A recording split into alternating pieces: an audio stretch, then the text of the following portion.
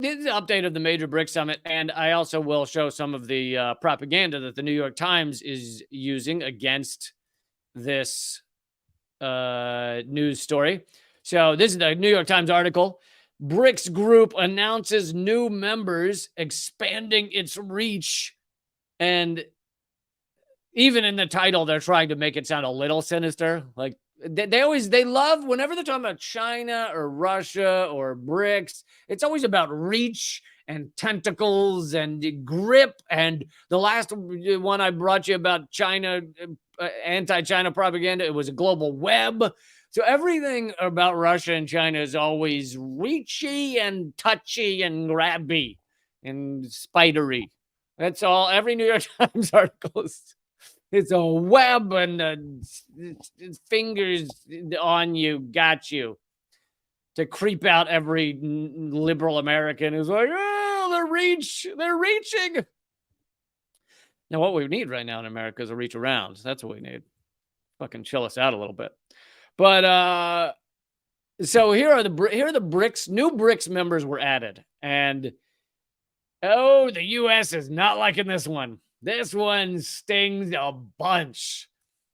So, and by the way, I said I was going to call this the multipolar world update, because I can't seem to be doing these more often. So this is the multipolar world update. We are no longer, we are splitting away from just U.S. hegemony into a multipolar world. But here are the member states, the countries that have just been added to BRICS officially. Now, 41 countries have requested to be added.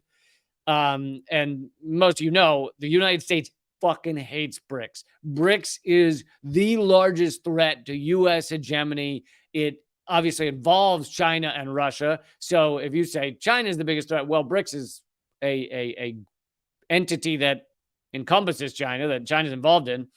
But the latest added members, so BRICS stands for Brazil, Russia, India, China, and South Africa. So those are already members. And here are the new ones added: Argentina, Egypt, U.S. ally there, Ethiopia, Iran, which that one stings as well, even though it's not an ally, but it's one of our biggest enemies, UAE, and Saudi Arabia. Saudi Arabia stings like a bitch, all right? Because not only is Saudi Arabia supposedly an ally, not only is there a special security agreement between the U.S. and Saudi Arabia, not only are there other ways that we work with Saudi Arabia, not only have we helped them so much with their genocide in Yemen, and this is how they repay us. We have done so much work to help their genocide. Why would they do this when we have genocided for them? We have served up piping hot glasses of genocider for years now. Years we've been helping them with that genocide. And this is the response from Saudi Arabia. God damn it. You think you have a friend. You think you have a buddy. It's something you've been through thick and thin with. You've let them chop up and barbecue some of your journalists. And this is how they repay you. It's really not cool. Really not cool, Saudi Arabia. But, of course, something this article will not mention. I mean, it doesn't mention any of that either, but sorry, I got something in my throat. Something this article will not mention, and you will not be surprised that they don't mention it, even though it's one of the biggest factors here, is Saudi Arabia is the crux, the keystone, the main country that allows our petrodollar system to continue, to remain a near economic hegemonic power in this world. And that agreement that Saudi Arabia will sell their oil in U.S. dollars is what really makes the U.S. dollar the reserve currency of the world. And so to see Saudi Arabia join BRICS, the competing economic system that hasn't yet introduced their own currency, so they haven't yet been able to fully displace the U.S. dollar, but they're doing it slowly. And the fact that they joined BRICS is a fucking stinger right there. So, but let me. Well, I'll give you the way the New York Times part of their propaganda. They talk about BRICS and they say it was at a crossroads in this summit. Should it follow the path of more moderate members like India and try to work within the Western dominated global system? Yeah, see, I love how if you agree and work with the US empire, which does an amazing amount of murder and killing and destruction around this world, literally sending humanity off a fucking cliff with the climate crisis, because we and the rich specifically in our country are some of the largest perpetrators of the climate crisis. But even outside of that, we've killed 6 million. That's the cost of war study from Brown University. 6 million people dead from the global war on terror, just the global war on terror. That doesn't include everything else we've been involved in. And the idea that that's moderate, Murdering 6 million people in 20 years is moderate. I see. But that's what the New York Times will tell you. That's the moderate view. So the New York Times asks, should BRICS follow the path of moderate India and work within the Western dominated global system, or should it tack towards China by adding, which is not moderate, right? The country that has had 0 wars in the past 20 years, the country that has 1 military base outside of China, while the U.S. has 800 outside the United States. That country is the non-moderate country. That's the evil, sinister, dastardly country. The U.S. that kills millions around the world, we're the moderates, okay? The New York Times wants you to know that.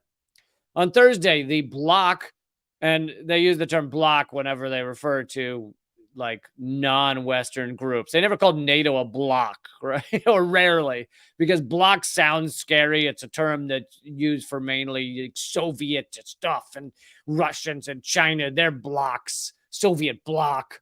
Whereas the US and NATO, we're partnerships. We're buddies, handholders. The bloc revealed its decision, adding 6 new countries, including the staunchly anti-Western Iran, in an apparent victory for Beijing. Oh, I didn't even count that in my tab. So I was getting ready to tell you about just how you can tell how propagandized the New York Times. And by the way, the New York Times is just an example of this is all our mainstream media, but how propagandizing the New York Times is. Here's a little search for your information.